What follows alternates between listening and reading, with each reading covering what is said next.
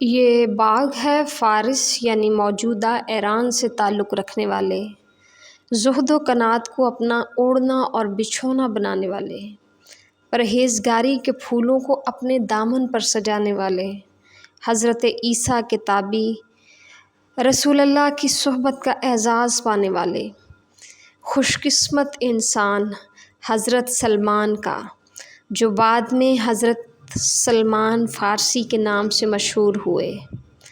آپ کا تعلق ایران کے بڑے ہی مشہور شہر اصفہان کے چھوٹے سے گاؤں روزبہ سے تھا۔ اسلام لانے سے قبل آپ کا نام مابا تھا۔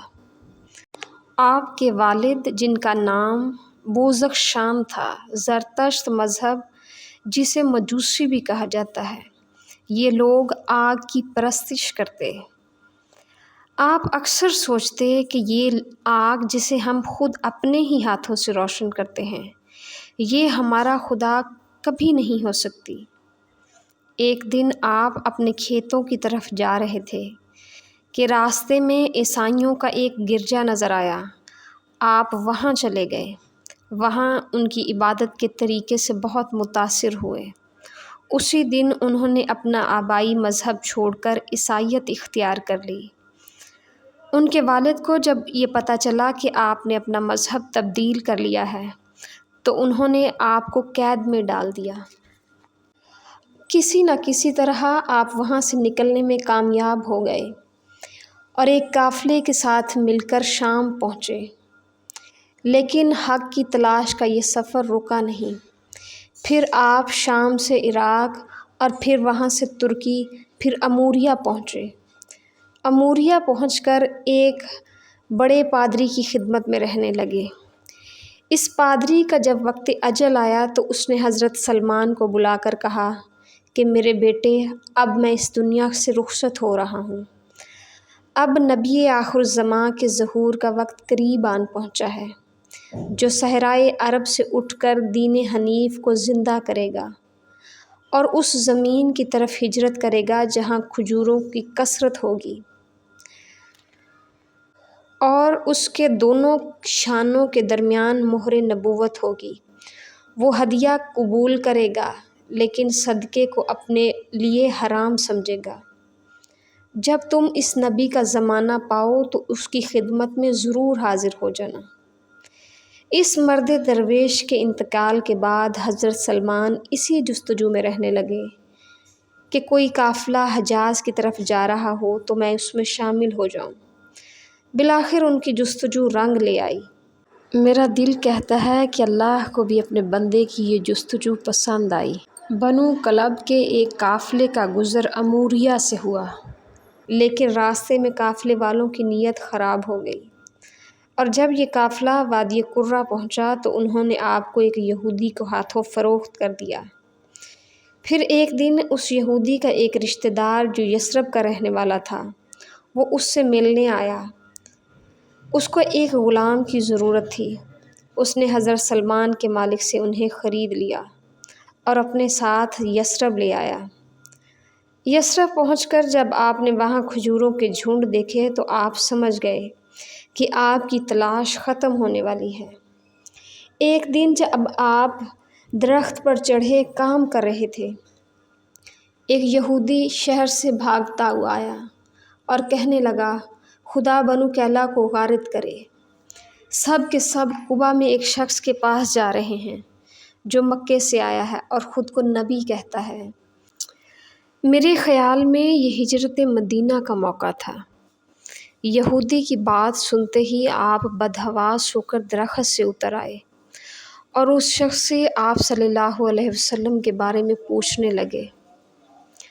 مالک کو آپ کے اس عمل پر بہت غصہ آیا۔ اس نے ایک زوردار تھپڑ آپ کو مارتے ہوئے کہا، جاؤ تم اپنا کام کرو۔ آپ نے اس وقت تو خاموشی اختیار کی، مگر موقع پاتے ہی کچھ کھجوریں لے کر رسول اللہ کی خدمت میں حاضر ہو گئے۔ عرض کی، یہ صدقہ ہے، قبول فرما لیجئے۔ رسول اللہ صلی اللہ علیہ وسلم نے کھجوریں لے کر صحابہ میں تقسیم کر دیں اور خود نہ کھائیں۔ آپ نے دل ہی میں کہا کہ ایک نشانی تو پوری ہو گئی، اگلی مرتبہ کھانے کی کچھ چیزیں لے کر بطور ہدیہ بارگاہ رسالت میں حاضر ہوئے۔ رسول اللہ نے وہ خود بھی کھائیں اور صحابہ کو بھی دیں۔ آپ کی خوشی کا کوئی ٹھکانہ ہی نہ تھا، کیونکہ آخری نبی کی 2 نشانیاں پوری ہو گئی تھیں۔ اب آخری نشانی مہر نبوت کو دیکھنا رہ گیا تھا۔ چند دنوں بعد آپ کو پتہ چلا کہ آپ رسول اللہ صلی اللہ علیہ وسلم ایک جنازے کے ہمراہ بقیہ تشریف لے گئے ہیں۔ حضرت سلمان بھی وہاں پہنچ گئے۔ رسول اللہ کو سلام کر کے عین آپ کے پیچھے کھڑے ہو گئے تاکہ موقع ملتے ہی وہ مہر نبوت کا مشاہدہ بھی کر لیں۔ رسول اللہ صلی اللہ علیہ وسلم جو آپ کے ارادے کو پہلے ہی بھانپ چکے تھے، آپ نے اپنی پشت سے کپڑا سرکا دیا۔ حضرت سلمان نے کانپتے ہونٹوں سے مہر نبوت کا بوسہ لیا اور اسی وقت کلمہ پڑھ کے مسلمان ہو گئے۔ غزوہ بدر کے بعد رسول اللہ نے آپ کو 300 کھجوروں کے درخت اور 40 اوقیہ چاندی کے عوض یہودی سے آزادی دلوائی۔ آپ کے مرتبے کا اندازہ اس بات سے لگایا جا سکتا ہے کہ نبی صلی اللہ علیہ وسلم نے آپ کے مشورے پر عمل کرتے ہوئے غزوہ احزاب میں، جسے غزوہ خندق کہا جاتا ہے، خندق کھدوائی اور دفاعی جنگ لڑی۔ ایک اور بڑا ہی دلچسپ واقعہ ہے کہ جب خندق کھودی جا رہی تھی تو صحابہ میں بحث چھڑ گئی کہ سلمان کون ہے۔ مہاجرین کہتے کہ سلمان ہم میں سے ہیں، انصار کہتے کہ سلمان ہم میں سے ہیں۔ اسی دوران رسول اللہ تشریف لے آئے۔ جب آپ نے ساری بات سنی تو اس کے بعد رسول اللہ نے فرمایا، سلمان ہمارے اہل بیت میں سے ہیں۔ اسی باغ میں رسول اللہ صلی اللہ علیہ وسلم کے ہاتھوں سے لگائے گئے بغیر گٹلی کے کھجوروں کے درخت ہیں۔ یہی وہ جلیل القدر صحابی ہیں جن کے بارے میں اللہ کے نبی فرماتے ہیں کہ جنت 3 آدمیوں کا اشتیاق رکھتی ہے: حضرت علی رضی اللہ تعالیٰ عنہ، حضرت عمار رضی اللہ تعالیٰ عنہ اور حضرت سلمان کا۔ رسول اللہ کی وفات کے کچھ عرصے بعد آپ مدائن یعنی عراق کی طرف ہجرت کر گئے۔ حضرت عمر نے آپ کو وہاں کا گورنر بنایا۔ آپ نے کبھی گھر نہیں بنایا اور کسی بھی درخت یا دیوار کے سائے میں رات بسر کر لیتے۔ آپ کا آخری وقت قریب آیا تو آپ کا کل اثاثہ ایک بوسیدہ کمبل، ایک پیالہ اور ایک تسلا تھا، لیکن زہد و تقویٰ کا یہ عالم تھا کہ انتقال سے قبل حضرت سعد بن ابی وقاص آپ کی عیادت کے لیے حاضر ہوئے اور دیکھا کہ حضرت سلمان زاروں قطار رو رہے ہیں۔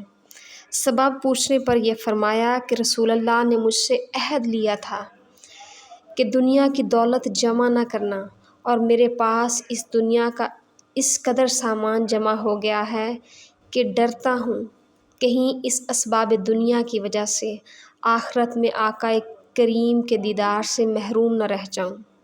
آپ کا انتقال حضرت عثمان غنی کے دور خلافت 35 ہجری میں مدائن یعنی عراق میں ہوا۔